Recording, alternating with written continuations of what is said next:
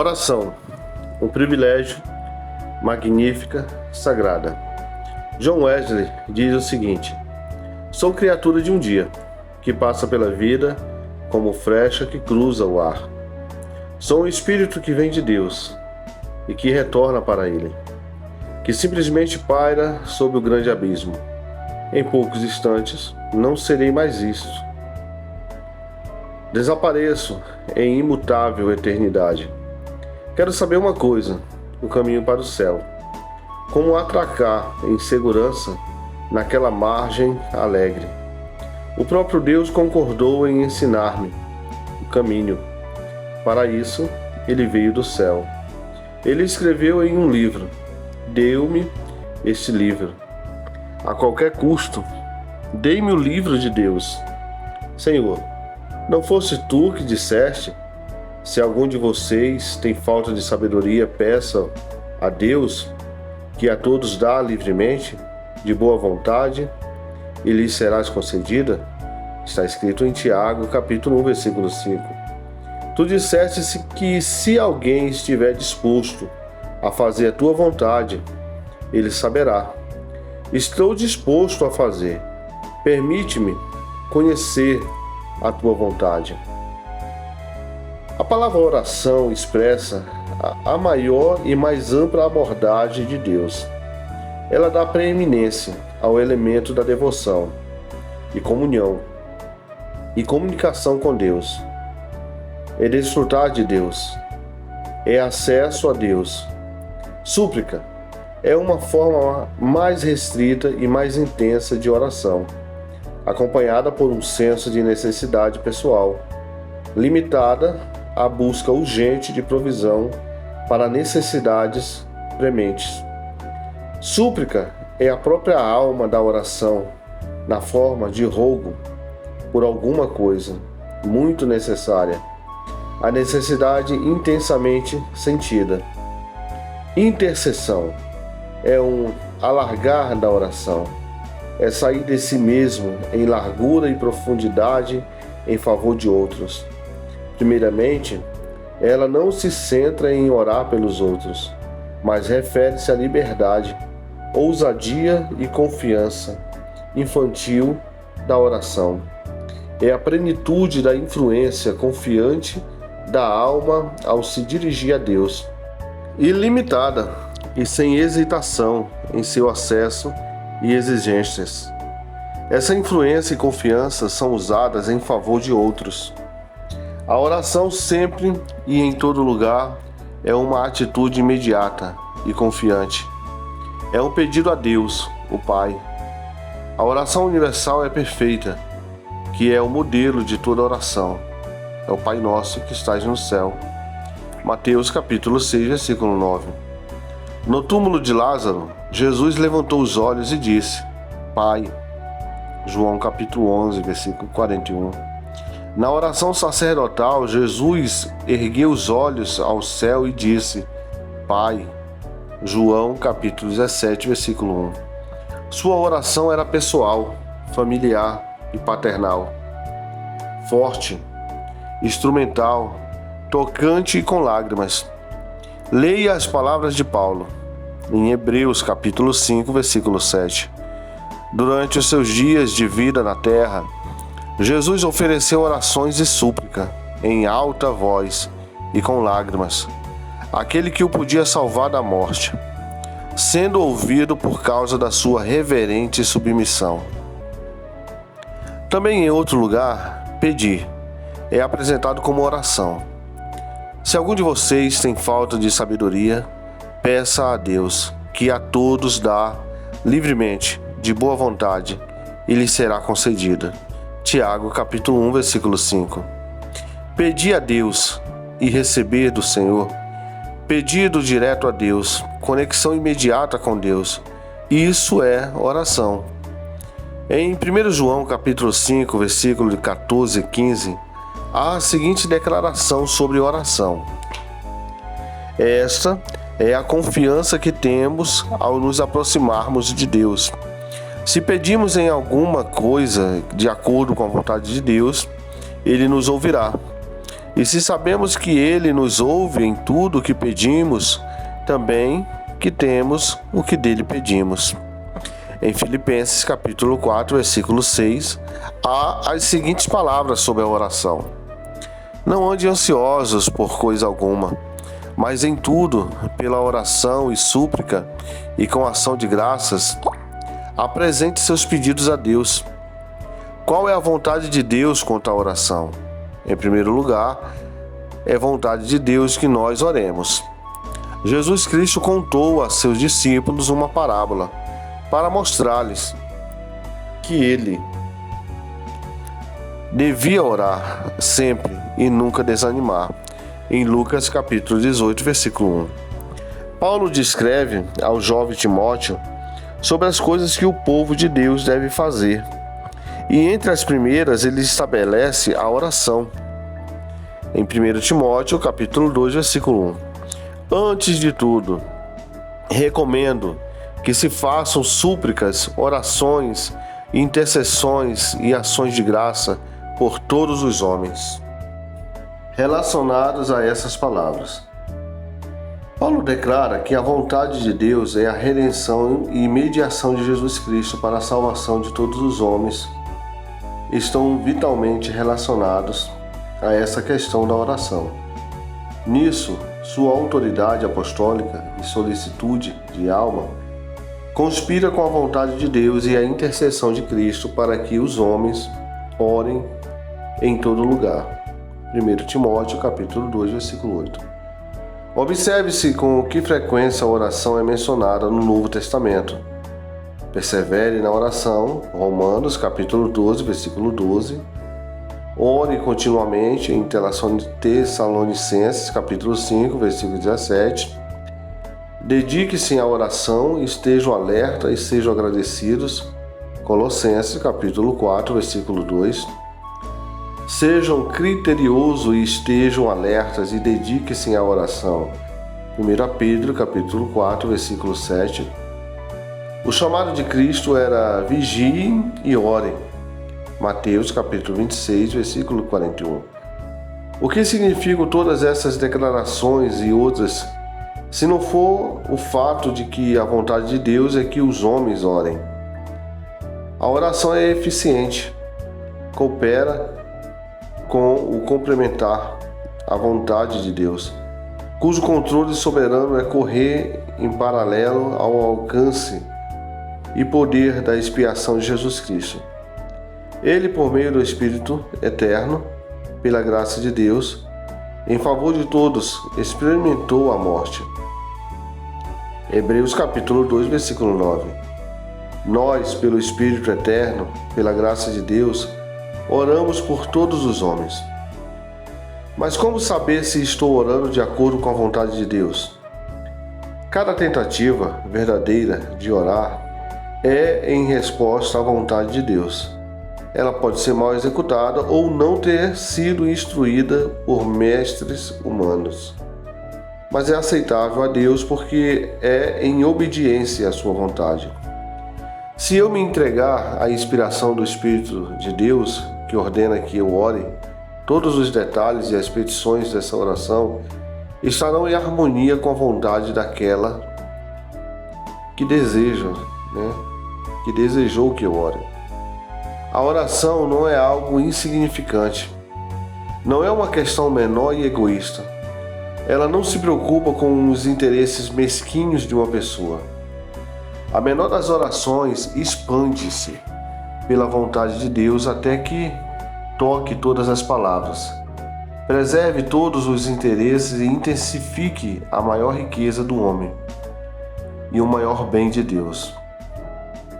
Deus está tão interessado que os homens orem que ele prometeu responder à oração. Ele não prometeu fazer alguma coisa geral se orarmos, mas prometeu fazer exatamente aquilo pelo qual oramos. A oração, como ensinada por Jesus em suas características essenciais, atinge todos os relacionamentos da vida. Ela santifica o amor fraternal para os judeus. O altar era o símbolo e o lugar da oração. Os judeus devotavam o altar à adoração de Deus. Jesus Cristo toma o altar de oração e o dedica à adoração do amor fraternal. Como Cristo purifica o altar e o expande, como ele o tira da mera esfera da atuação e faz que sua virtude consista não no mero ato de orar, mas no espírito que nos impulsiona em direção aos homens. Nosso espírito em relação às pessoas reflete-se na vida de oração. Devemos estar em paz com os homens e, se possível, que eles estejam em paz conosco, antes de podermos estar em paz com Deus. A reconciliação com os homens é o precursor da reconciliação com Deus. Nosso espírito e nossas palavras devem abraçar os homens antes que possam abraçar a Deus. A unidade aliada à irmandade antecede a união com Deus. Em Mateus capítulo 5, versículo 23 está escrito: Portanto, se você estiver apresentando sua oferta diante do altar e ali se lembrar de que seu irmão tem algo contra você, deixe sua oferta ali, diante do altar, e vá primeiro reconciliar-se com seu irmão. Depois volte e apresente sua oferta.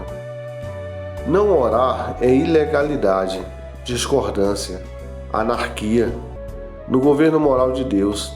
A oração é tão forte e de logo alcance como é a lei da gravidade no mundo material. É tão necessária quanto a gravidade para segurar as coisas em suas esferas próprias e na vida. O espaço ocupado pela oração no Sermão do Monte evidencia a importância que ela tinha para Cristo e a relevância que possuía em seu sistema. Muitos princípios importantes são discutidos em um versículo ou dois. Esse sermão é composto de 111 versículos e 18 deles estão diretamente relacionados à oração, os outros indiretamente. A oração é um dos princípios fundamentais da piedade em cada dispensação e para cada filho de Deus. Não fazia parte das tarefas de Cristo criar novos deveres, mas sim recuperar, remodelar, espiritualizar e enfatizar aqueles deveres que são primordiais e originais. Em Moisés, as grandes características da oração são proeminentes. Ele nunca esmurra o ar, nem luta uma batalha fingida.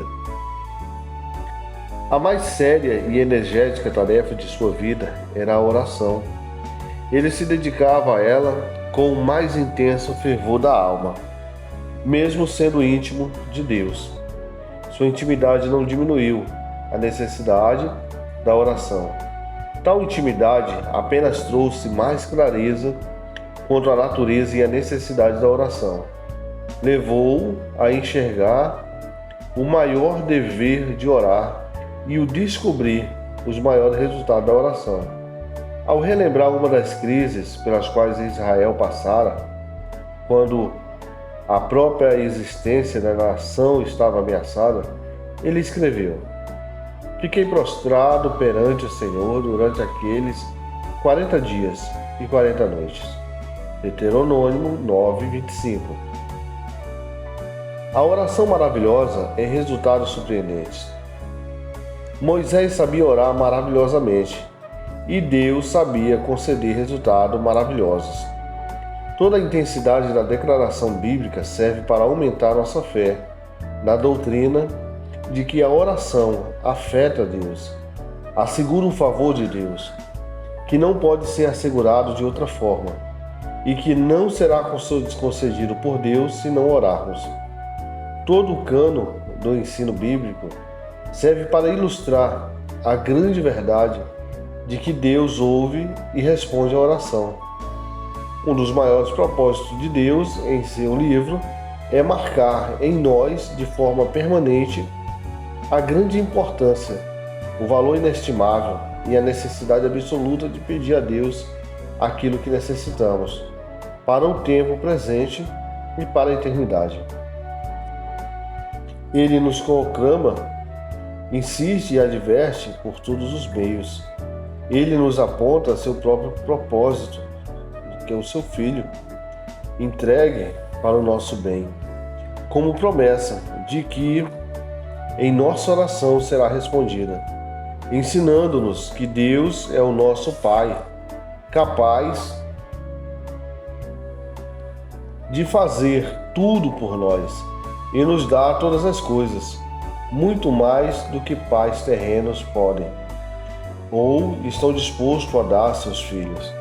Devemos nos compreender completamente e também compreender a grande tarefa que é a oração. Nossa grande tarefa é a oração e nunca a executaremos bem sem nos apegarmos a ela com todas as forças. Nunca oraremos bem sem promover as melhores condições para realizá-la bem.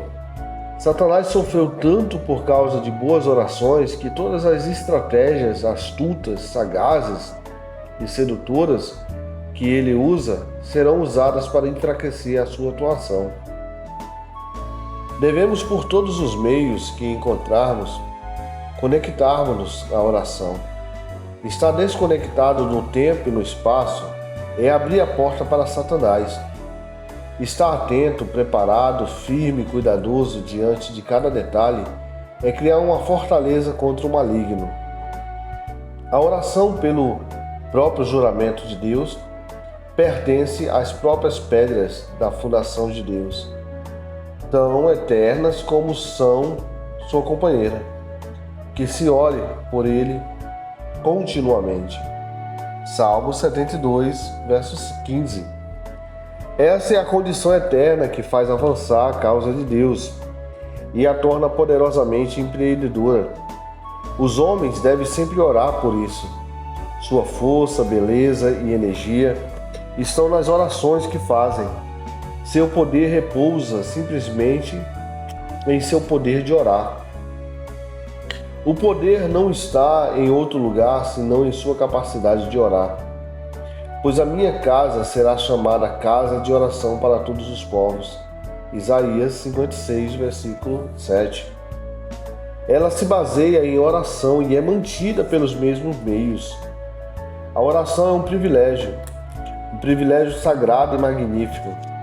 A oração é um dever, uma obrigação comprometedora e imperativa que nos prende a ela. Mas a oração é mais do que um privilégio, mais do que um dever. É um meio, um instrumento, uma condição. Não orar é perder muito mais do que falhar no exercício e prazer de um privilégio doce ou elevado. Não orar é falhar em questões mais importantes, até mesmo que a violação de uma obrigação. A oração é o requisito para alcançar o auxílio de Deus. Esse auxílio é tão multifacetado e ilimitado como a capacidade de Deus. É tão variado e inexaurível como são as necessidades do homem. A oração é a avenida pela qual Deus supre os desejos do homem. É o canal pelo qual todo o bem flui de Deus para o homem e todo o bem dos homens para os homens. Deus é o Pai do cristão. Pedir e receber fazem parte dessa relação. O homem é quem está mais imediatamente interessado nessa grande obra da oração. A razão do homem é enobrecida ao ser empregada na oração. O ofício e a obra da oração é o mais sagrado compromisso da razão do homem. A oração faz a razão do homem brilhar. A inteligência da ordem mais elevada aprova a oração. O homem mais sábio é o que ora mais e melhor. A oração é a escola da sabedoria, bem como da piedade. A oração não é uma imagem para ser manuseada, admirada, observada. Não é beleza, cor, forma, atitude, imaginação ou genialidade. Essas coisas não pertencem a seu caráter, nem conduta. não é a poesia nem a música. Sua inspiração e melodia vêm do céu. A oração pertence ao Espírito e às vezes toma o Espírito e desperta nele os propósitos e resoluções mais santos e elevados.